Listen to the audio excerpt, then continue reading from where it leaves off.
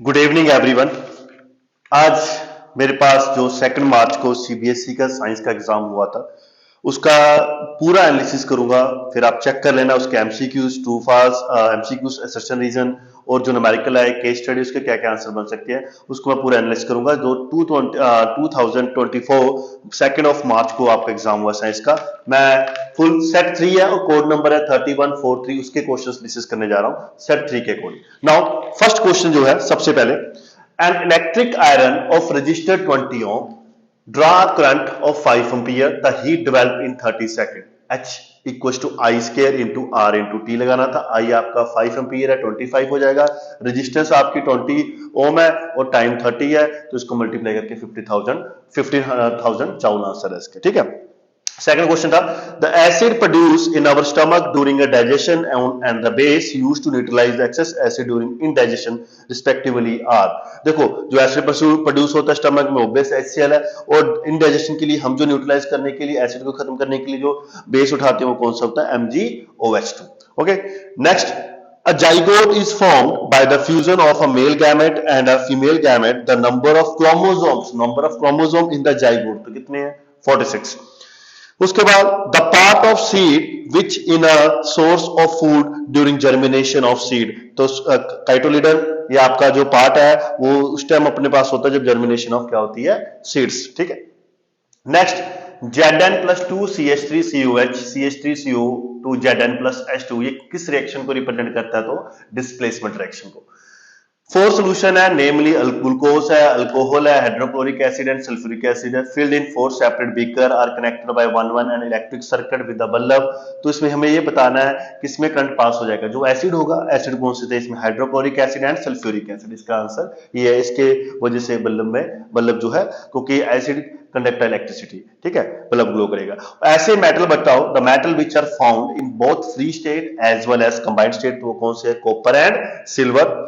फिर आया the part of the flower which attract insect for, कौन सा पार्ट अट्रैक्ट करता है? Petals only. फिर in human being when the process of digestion is completed, protein, carbohydrate and fat are respectively then finally converted to, तो ये किसमें convert होते हैं? तो प्रोटीन जो है amino acid, carbohydrate glucose and fat जो है फैटी एसिड एंड ग्लिसरोज में कन्वर्ट होता है। उसके बाद हमारे पास benzene, the number of single and double bond present in a molecule of benzene, C6H6 में कितने सिंगल बॉन्ड हो, कितने डबल बॉन्ड हो? तो उसकी स्ट्रक्चर के अकॉर्डिंग 9 सिंगल बॉन्ड होते हैं और 3 क्या होते हैं? डबल बॉन्ड आपके। उसके बाद a plant growth inhibitor hormone which cause wilting of leaf, कौन सा plant hormone responsible wilting of leaf? तो वो कौन सा है? Abscisic acid. Now some waste are given below, garden waste, ball pen refill, empty medicine bottle और peels हो गया। तो इसमें आपको बायोडिग्रेडेबल नॉन बायोडिग्रेडेबल वेस्ट बताने हैं, तो बाल पेन रिफल्स हो गया और एम्प्टी वाटर बॉटल्स जो है वो आपका क्या है? नॉन बायोडिग्रेडेबल वेस्ट है। नाउ फिर इसके बाद क्वेश्चन ये आया, एक आपके पास रेक्टेंगुलर कॉइल है ABCD, इसमें करंट पास हो रहा है और इसमें करंट की डायरेक्शन और इसकी में करंट की डायरेक्शन दोनों की सेम है। तो आपको पता होना चाहिए जब दो वायर्स में करंट की डायरेक्शन सेम हो तो ये आपस में क्या करती हैं? टुवर्ड्स, मूव टुवर्ड्स, ये अट्रैक्ट करती हैं। तो इसमें क्या आंसर आएगा? Move towards the side of AB। Now next एक न्यूमेरिकल था, एब्सोल्यूट रिफ्रैक्टिव इंडेक्स ग्लास का दिया हुआ है, वाटर का दिया हुआ है, स्पीड ऑफ लाइट ग्लास की दी है, स्पीड ऑफ लाइट वाटर का पूछा गया। तो स्पीड ऑफ लाइट जो वाटर मीडियम वैक्यूम में होती है उसको रिफ्रैक्टिव इंडेक्स ऑफ वाटर के साथ क्या कर दो? डिवाइड करा दो, 3 × 10⁸ अपॉन 4/3, तो आंसर आ जाएगा 9/4। नाउ ये आपके पहले 14 MCQs के आंसर है। पहले का क्या आया? 15,000 जूल, इसमें HCl MgOH2, इसका 46, इसमें कोटिलेडन, इसका डिस्प्लेसमेंट रिएक्शन, इसमें hydrochloric acid and sulphuric acid, copper and silver, petal only, amino acid, glucose, fatty acid and glycerol, 9 and 3 abscisic acid, और इसमें हो गया सेकंड एंड थर्ड, और इसमें दोनों की डायरेक्शन क्या होगी? सेम, और इसका क्या था? 9/4 × 10⁸। नाउ अब मैं आपको नेक्स्ट जो है वो बताता हूं।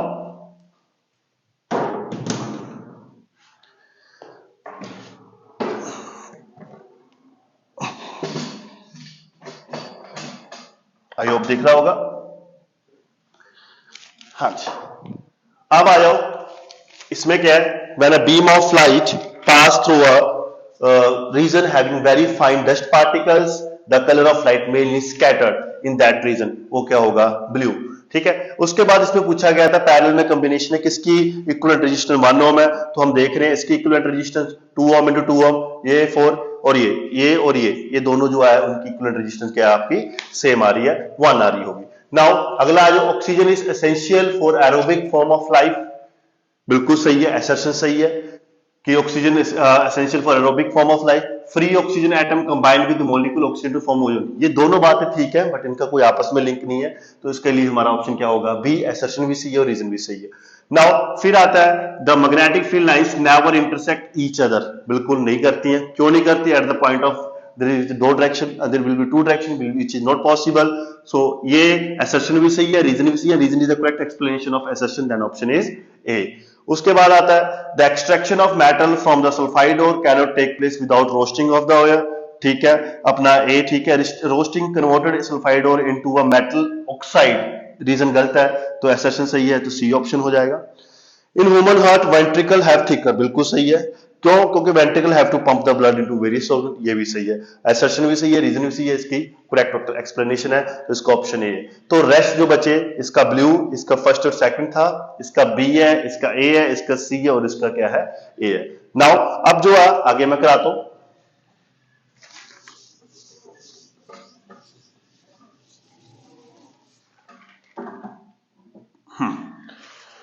ट्वेंटी तक हो गए आपके, एमसीक्यूज हो गए और असर्शन रीजन हो गए। नाउ आगे चलते हैं, तो अगला क्वेश्चन है we need to water the soil in plant on a regular basis but it ultimately reach the leaves of the plant, explain how this take place. तो आपने इसमें बताना था कि जो हमारे जो प्लांट्स है उसके जो रूट्स हेयर है वो सॉइल के साथ कांटेक्ट में होते हैं, वहां से वो अब्सॉर्ब करते हैं वाटर, ऑस्मोसिस, एंड ऊपर कौन टिश्यू लेके आता है, जाइलम। इसके बाद और में था name the type of nutrition exhibited by amoeba, तो होलोजिक न्यूट्रिशन करता है, and how food is taken in and digest by this organism, तो उसके लिए डायग्राम बना दिए, सीडो आता है, फिर सीडो के बाद उसके फूड को अंदर लेके जाता है, वो सारी डायग्राम से आपने एक्सप्लेन करना था। नाउ फिर आता है 22 question, when a soap is dissolve in water the soap molecule form a structure, what are the structure called, तो वो मिसल्स बनाते हैं एंड उसकी मिसल फॉर्मेशन आपने डायग्राम बना के दिखा देना था, बस इतना था। नाउ फिर आता है 1 ग्राम ऑफ सोडियम क्लोराइड, ये आया एक बार 1 ग्राम ऑफ सोडियम क्लोराइड, तो इसको मैं देख लेता हूं, NaCl को रिएक्ट कराना था आपने H2SO4 के साथ, तो यहां पे आपका बनता HCl प्लस H2, ठीक है ना। तो फिर उन्होंने पूछा name the gas evolve in the reaction, तो हाइड्रोक्लोरिक एसिड, एक नंबर यहां मिल जाता। फिर कहता है इसका टेस्ट करो ड्राई लिटमस पेपर के साथ, तो ड्राई लिटमस पेपर के साथ अगर इसको टेस्ट करेंगे तो कोई कलर चेंज नहीं होगा। फिर कहता है फिर ब्लू लिटमस पेपर के साथ करो, तो ब्लू लिटमस पे करोगे तो ये ब्लू लिटमस को किसमें कन्वर्ट कर देगा, रेड में, तो एक ये है। एंड उसके बाद उसने पूछा तो बताओ ये एसिडिक हुआ या बेस, तो ये क्या है, एसिड है। ये 23 का फर्स्ट पार्ट है, ठीक है ना। सेकंड पार्ट में भी कोई मेटल रिएक्ट करता है एसिड के साथ to produce salt and hydrogen gas, एक एग्जांपल बताओ and test the presence of this gas, ये भी ठीक है। मान लो एक मेटल लिया, उसको एसिड के साथ रिएक्ट कराया, फिर क्या बना, MgCl2 प्लस H2, तो हाइड्रोजन गैस बनी, एंड इसका पता कैसे चलता है, ये पॉप साउंड करती है। तो ये 23 क्वेश्चन था आपका।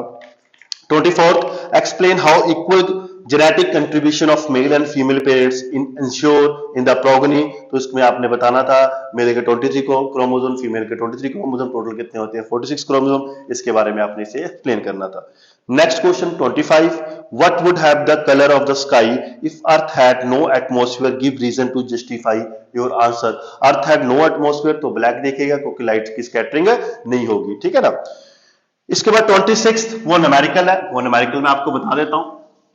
न्यूमेरिकल बहुत सिंपल दिया हुआ है, रेजिस्टेंस लेंथ आपको दी है 1000 मीटर, ठीक है जी, लेंथ आपको 1000 मीटर है, एरिया आपको 2 mm स्क्वायर है, इसमें थोड़ा सा करना था मिलीमीटर स्क्वायर है, मीटर स्क्वायर में करने के लिए 10⁻³ मीटर स्क्वायर, क्योंकि 1 मिलीमीटर में 10⁻³ मीटर स्क्वायर होता है और इसमें इतना होगा। और रेजिस्टिविटी आपको दी हुई थी 1.6 इंटू 10⁻⁸ ओम मीटर, तो R किसके इक्वल होता है, रो L बाय A, सीधा लगाना है 1.6 इंटू 10⁻⁸, L कितना आपका 1000 और A कितना आपका 2 इंटू 10⁻⁻6, A इसके साथ कैंसिल होकर 0.8 बन जाएगा, 0.8 10⁻⁸, ये बन जाएगा 10⁻3, ये नीचे जाके प्लस हो जाएगी, तो ये बनेगा 0.8 इंटू 10⁻1, तो 8 ओम मीटर। ये 2 मार्क्स का क्वेश्चन आपका है रेजिस्टिविटी के, बिल्कुल सिंपल सा न्यूमेरिकल है। तो ये सेक्शन बी के आपके 2 मार्क्स के क्वेश्चन थे, ठीक है ना। नाउ फिर मैं रब करता हूं, आगे चलता हूं, पता लग गया, ये न्यूमेरिकल देख लेना। फिर हमारा आता है 3 मार्क्स के सेक्शन सी जो है 3 मार्क्स का क्वेश्चन, उसके बारे में डिस्कशन करते हैं, ठीक है। तो डिफाइन पावर ऑफ अकोमोडेशन, इसमें आपको बस ये बताना था पावर ऑफ अकोमोडेशन एक एबिलिटी है जो फोकस करती है नियर के ऑब्जेक्ट को और फार के ऑब्जेक्ट को क्लियरली, ठीक है ना। तो वो हमारी प्रॉपर्टी होती है आई की। What happen to the image distance in the eye when we increase the distance of the object from the eye, कोई फर्क नहीं पड़ेगा। Name and explain the role of the part of human eye, तो ciliary muscles focal length को change करती है, ठीक है। इसके ये 3 पार्ट का क्वेश्चन था, 3 क्वेश्चन ये थे। फिर उसके बाद आया रिएक्शन बताओ इथानॉल विद इथेनॉइक एसिड, तो ये एस्ट्रिफिकेशन है, सीधा सीधा नहीं पूछा है उन्होंने, पर ये एस्ट्रिफिकेशन है। CH3COH C2H5OH को जब आप रिएक्ट कराओगे तो इथाइल इथेनॉइट बनता है C2H5COO, ठीक है, CH3 प्लस इसे ईस्टर भी कहते हैं, इस चीज को H2, इस एस्ट्रिफिकेशन की रिएक्शन पूछी गई है। उसके बाद कहा है कि ईस्टर का NaOH के साथ करो, बिल्कुल कर देते हैं, CH3COCH3 प्लस NaOH, इसका रिएक्ट कराओगे तो आपके पास क्या बनेगा, CH3CO Na प्लस क्या बन जाएगा आपके पास C2H5OH, C2H5OH ये बन जाएगा। ये स्पोनिफिकेशन पूछ लिया इसने 1 मार्क्स में। तीसरा पार्ट में क्या पूछा है इसने, फॉर्मेशन इथीन की इथेनॉल से, तो इथीन बना CH3 इथेनॉल से सॉरी CH2OH, इसको हम H2SO4 की प्रेजेंस में कंसंट्रेटर हीट करेंगे तो ये बन जाएगा CH2 प्लस H2। तो ये था हमारा एस्ट्रिफिकेशन जो पहली रिएक्शन पूछी है। ये थी हमारी स्पोनिफिकेशन, ये हमारा इथेनॉल से इथीन को कैसे कन्वर्ट करना है, बस इसमें ये रिएक्शंस लिखनी थी आपने। उसके बाद 29th क्वेश्चन, ये थोड़ा रीजनिंग वाला क्वेश्चन है, मैं एक बार बोल के बता देता हूं आपको सारा क्या क्या लिखना था, तो ताकि आपके मार्क्स अच्छे आ जाए इसमें। तो एक स्टूडेंट है fix a sheet of paper on drawing board, he place a bar magnet in the centre, उसके आले वाले उसके चारों तरफ उसने व्हाइट पेपर रखा, स्प्रिंकल्स रखे उसने बार मैग्नेट के चारों तरफ, है ना। तो क्वेश्चन पूछा गया why do iron feeling arrangement in the particular pattern, इसी पैटर्न में क्यों अरेंजमेंट किया गया, because it experience magnetic force when arrange in, इससे मैग्नेटिक फोर्स एक्सपीरियंस होगी when arrange in a particular pattern. फिर उसके बाद अगर क्राउडिंग है, why what does the crowding of iron feeling at the end of magnet, इसका मतलब क्या है, it indicate the magnetic field, वहां पे क्या होती है, स्ट्रांग होती है। What do the line along which iron feeling line represent, तो ये क्या रिप्रेजेंट करते हैं, मैग्नेटिक फील्ड लाइंस। तो ये कुछ रीजनिंग वाले क्वेश्चन से पूछा गया था कि इस तरह ही क्यों पैटर्न अरेंज किया ताकि हमें मैग्नेटिक फोर्स एक्सपीरियंस हो। पूछा गया था क्राउड ज्यादा जहां पे आयरन फीलिंग, उसका क्या मतलब, वहां पे स्ट्रांग मैग्नेटिक फील्ड है। What do the line along with the iron feeling line represent, जो आयरन फीलिंग लाइन है वो क्या रिप्रेजेंट कर रही है, तो वो मैग्नेटिक फील्ड लाइंस को रिप्रेजेंट कर रही है। उसके बाद 30th question, name any, first part है इसका, name any 2 pair of contrasting character other than height used by Mendel in the experiment. वैसे उसने 7 कैरेक्टर चेंज किए थे, बट इन्होंने पूछा कि इसके अलावा 2 बता दो, तो उन्होंने सीड्स की शेप्स एंड कलर लिया था। Okay, now फिर इसका second part, on crossing a tall and short pea plant, Mendel obtained F1 generation in which all pea plant were tall. तो इसके ऊपर पूछा गया कि बताओ सारे प्लांट एग्जैक्टली सेम थे, तो F1 जनरेशन में plant are not exactly same, हम कह सकते हैं दे आर टाल, ये था कि टाल थे, बिकॉज द टाल trait is dominate, gene contribute, पर जीन्स की बात करें तो ये हाइड्रोजीनस जीन थे इसमें, ठीक है ना। जेनेटिक डिफरेंट था, हाइट सेम थी बट जेनेटिक डिफरेंट था। Give the percentage of short plant obtained in F2 generation when F1 plant are self-pollinator, तो 1:3. In what ratio would capital TT and capital T small t in F2 generation, तो इसका answer 1:2 था। ये 30th हो गया। 31st पे चलते हैं। 31st, write the common name and chemical name of a compound CaSO4 half water। CaSO4 half water का अगर केमिकल नेम लिया जाए कैल्शियम सल्फेट हेमीहाइड्रेट, ये इसका केमिकल नेम है। Common name plaster of Paris पूछ लिया, और ये कैसे प्रोड्यूस होता है, जिप्सम से प्रोड्यूस होता है, ये पूछ लिया था। ये बिल्कुल 3 मार्क्स का क्वेश्चन है। उसके बाद नेक्स्ट 3 मार्क्स का क्वेश्चन है, हाइड्रा की जो एसेक्सुअल रिप्रोडक्शन होती है उसके बारे में डिटेल से डायग्राम बना के बताओ, या और में पूछ लिया seminal vesicle and prostate gland in human में रिप्रोडक्टिव सिस्टम, उसका फंक्शन क्या होता है, ओविडक्ट का फंक्शन क्या होता है, और टेस्टिस का फंक्शन, बहुत इजी है, ये लिख सकते हो आप। 33 बिल्कुल simple, difference between biodegradable and non biodegradable waste, ठीक है ना। और नॉन बायोडिग्रेडेबल वेस्ट हमारी डेली लाइफ में क्या प्रॉब्लम क्रिएट करते हैं, तो उसके बारे में आप लिख सकते हो। ये था सेक्शन सी आपका। नाउ सेक्शन डी में पहले बायो का क्वेश्चन है, define reflex arc. Reflex arc आप बता सकती हो क्या होता है, ठीक है ना। And what the trace the sequence of even when hot plate touch, तो आपने बताना था हॉट प्लेट टच करते हैं तो ये डिटेक्ट करता है, डिटेक्ट करके ब्रेन पे जाता है, सेंट्रल नर्व सिस्टम न्यूरॉन के थ्रू, फिर ब्रेन एनालाइज करके उसको मैसेज भेजता है, मोटर न्यूरॉन अपने हैंड क्या कर लो, पीछे कर लो। तो ये आपने डायग्राम बनानी थी इस पहले पार्ट में। दूसरे पार्ट में पूछा गया, name the part of nerve system which help in communication between the central nerve system, तो इसमें पेरिफेरल नर्व सिस्टम है। और दो कंपोनेंट बताओ इस सिस्टम में, कि एक ऑटोनॉमिक है, एक सोमैटिक है। ऑटोनॉमिक जो विदाउट थिंकिंग हो, सोमैटिक जो विद थिंकिंग हो। इसके और में जो बायो क्वेश्चन आया वो कंट्रोल एंड कोऑर्डिनेशन में ही आया, अगेन 5 मार्क्स का। लीव्स ऑफ छुई plant begin to fold up and drop in the respond to stimuli, name the stimuli. इसको थिगमोर नास्टी कहते हैं। एंड ऐसे क्यों होता है रैपिड मूवमेंट, इसके करके टर्गर प्रेशर करके होता है, ये पूछा गया। फिर इसके दूसरे पार्ट में जियोट्रॉपिक मूवमेंट क्या होता है, जो ग्रेविटी के करके मूव करे प्लांट, उसे जियोट्रॉपिक मूवमेंट कहते हैं। अगर टुवर्ड्स द ग्रेविटी जा रहा है तो पॉजिटिव है, अवे फ्रॉम द ग्रेविटी जा रहा है तो नेगेटिव है। तो 5 मार्क्स के दोनों क्वेश्चन कंट्रोल एंड कोऑर्डिनेशन में पूछे गए। और फिर आज केमिस्ट्री में 5 मार्क्स का क्वेश्चन क्या पूछा गया, what is a chemical reaction. Chemical reaction क्या होता है, जो नवा प्रोसेस बने है ना, नवा प्रोडक्ट बने नवी प्रॉपर्टी के साथ, ये बताना था। और केमिकल चेंज जब होता है तो चेंज ऑफ कलर और चेंज इन टेम्परेचर के एक एक एग्जांपल बता दो, वो भी हो जाता। और में आया केमिस्ट्री का ही, define decomposition reaction and how can be electrolysis of water. H2O को वाटर इलेक्ट्रोलिसिस करके दिखाना था, सिल्वर ब्रोमाइड की अपनी डिकम्पोजिशन करके दिखानी थी बस। और इसमें कौन सी एनर्जी इन्वॉल्व है, एंडोथर्मिक रिएक्शन है। उसके बाद पूछा है कैल्शियम ऑक्साइड फॉर्म होता है एंड कैल्शियम हाइड्रोक्साइड फॉर्म होता है, और opposite reaction CaO plus O2C, क्योंकि कैल्शियम ऑक्साइड जो डिकम्पोजिशन है, कैल्शियम हाइड्रोक्साइड जो है कॉम्बिनेशन है।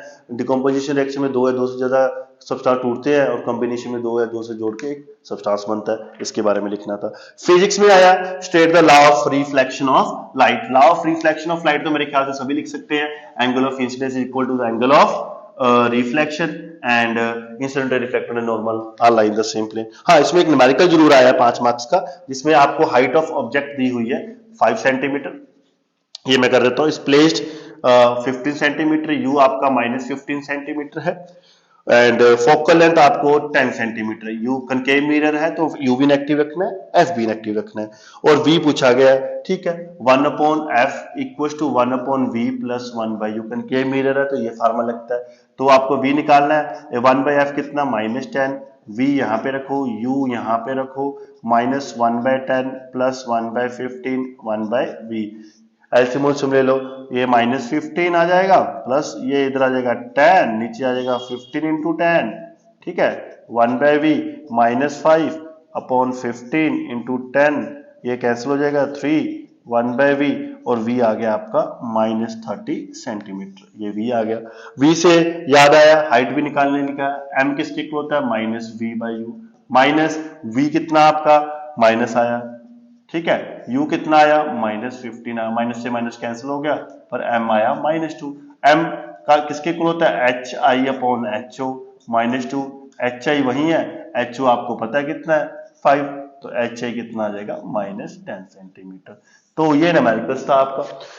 State law of reflection action, उसमें लिखते थे आप law of reflection of light में कि incident ray, reflected ray, normal are lie in the same plane and angle I equals to angle R. और न्यूमेरिकल में हाइट दी हुई थी ऑब्जेक्ट की, यू दिया हुआ था, एस दिया था, कनकेव मिरर दोनों नेगेटिव रखने हैं, कनकेव उसका फार्मूला लगा देना है, मिरर फार्मूला, इससे v निकल जाएगा -30, m निकल गया आपका -2, और m किसके इक्वल होता है, hi अपॉन ho, तो hi किसके इक्वल आ गया, -10 सेंटीमीटर।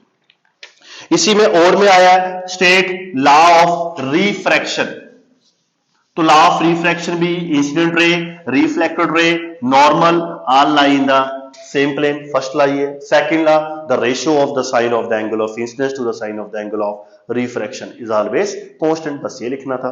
और में कहा गया कि ग्लास स्लैब से हमें जो है लाइट स्ट्राइक करके, देखो ये लाइट है, मान लो इंसिडेंट रे, मान लो मैंने ये रेयर माना हुआ, ये डेंसर माना, it bend towards the normal, denser to it bend away from the normal, और इसको जाना था सीधा, ठीक है। तो मैं थोड़ा रिट्रेस कर देता हूं,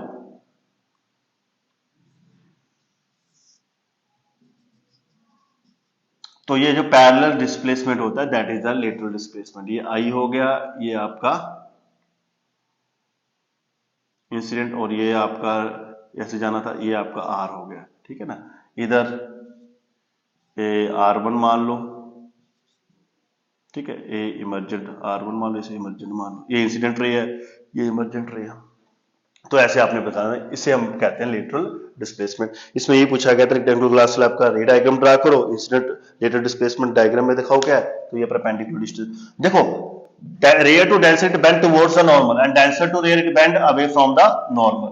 देखो rarer to denser it bend towards the normal, ये नॉर्मल आपका, denser to it bend away from the normal, और ये जो शिफ्ट हुआ है इस मीडियम करके उसे हम परपेंडिकुलर डिस्टेंस को कहते हैं लेटरल डिस्प्लेसमेंट।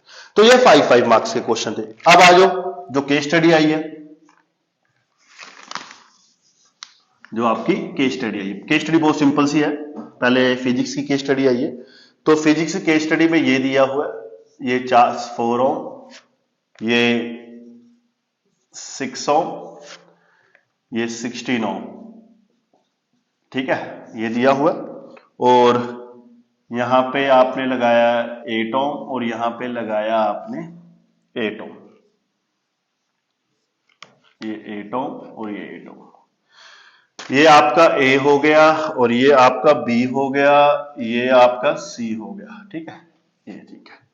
और यहाँ पे बैटरी लगाई हुई है 6 वोल्ट की, और यहाँ पे की है, तो यहाँ पे क्वेश्चन पूछा गया आपसे 6 volt. Now first question, find the value of total resistance A and B, इसमें पूछा गया। तो आपको पता ही है ए एंड बी में सीरीज में लग रहे हैं, तो आर ए बी कितना हो जाएगा, 4 + 6 + 6 सीरीज में बस प्लस कराना होता है, 22 + 24 26 हो, बिल्कुल सीधा आ गया, ये तो बहुत सिंपल है। बीसी कैसे है, parallel, find the resistance between BC. तो मैं दो के लिए पैरेलल के लिए मम्मी फार्मूला कहता हूं, मम्मी फार्मूला मेरा ये होता है मल्टीप्लीकेशन अपॉन एडिशन, दो के लिए एप्लीकेबल है, पर ये 8 × 8 अपॉन 8 + 8, तो 64 अपॉन कितना आ गया 16, तो ये आ जाएगा 4। दो के लिए एप्लीकेबल, नहीं 3 के लिए आपने 1/R1 1/R2 1/R3 करना है। तो एक नंबर यहां मिल गया। फिर वो कहता है calculate the current drawn from the battery when the key is closed, current पर पूछ लेते हैं, कोई बात नहीं। तो नेट ये आपका करके सोल्व करके आ गया कितना 26, और ये आपका सोल्व करके कितना आ गया 4 आ गया। तो आर नेट कितना आ गया, दोनों सीरीज में हो जाएंगे, 26 + 4 कितना आ गया 30 ओम। तो V किसके क्लोज था, I × R, करंट पूछा गया, I किसके क्लोज होगा V/R, तो V कितना आया 6 वोल्ट, और R कितना आपका 30, तो करंट कितना हो गया 1/5 एम्पियर। ये 4 नंबर की केस स्टडी बिल्कुल सिंपल पूछ ली इसने इस बार। फिर उसके बाद जो 38 केस स्टडी है, 3 metal sample of magnesium, aluminium and iron were taken rub with the sand paper, this sample paper they put the separately in test tube containing dilute hydrochloric acid thermometer। इसके following question पूछेंगे, which activities was done when dilute hydrochloric acid, then in which one of the test tube was rate of formation of bubble fast and thermometer stood the highest temperature। तो magnesium है इन तीनों में। which metal do not react with dilute hydrochloric acid, इनमें से कौन dilute hydrochloric acid से react नहीं करेगा, तो अपना ठीक है ये पूछा गया। And hydrogen gas evolve when matter react with the dilute nitric acid, इसके बारे में। तो ये सिंपल है, फ्रॉम बेसिक्स से, तो ये लिख लेना आप।